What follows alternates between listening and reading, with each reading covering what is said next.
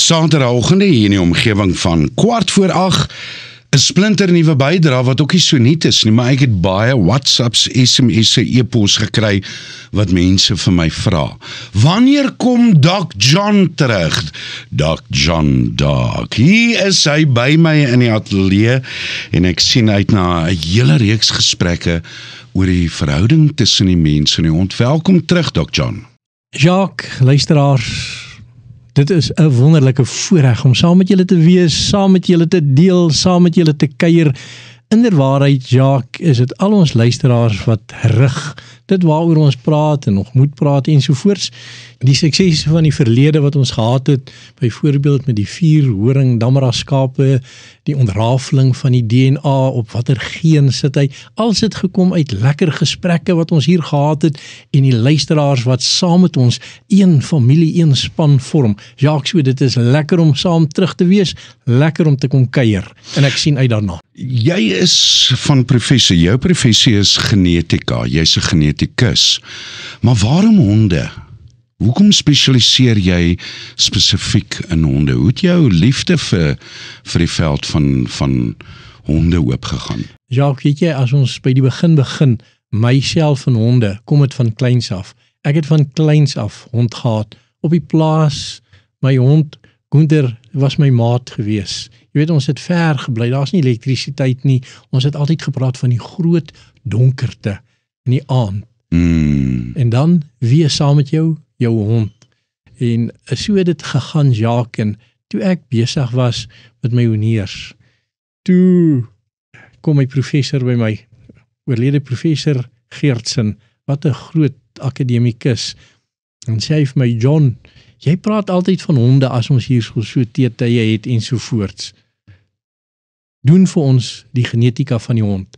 En het ek toe gegaan en het ek 'n stuk geskryf, 'n referaat wat ons moes lewer, en het ek het genoem die genetika van die hond. Weet jy, Jacques, en toe ek nou in die weermag kom, toe word ek eendag, was ek daar by die militêre mediese instituut, daar die laboratorium uitgehaal. Toe sê die man vir my, na die honde-eenheid toe. En toe ons daar kom, wat haal hulle uit? Die genetika van die hond wat ek as student geskryf het, en sê, John, is dit jy? Toe, ja, jy weet, salieer mooi ensovoorts.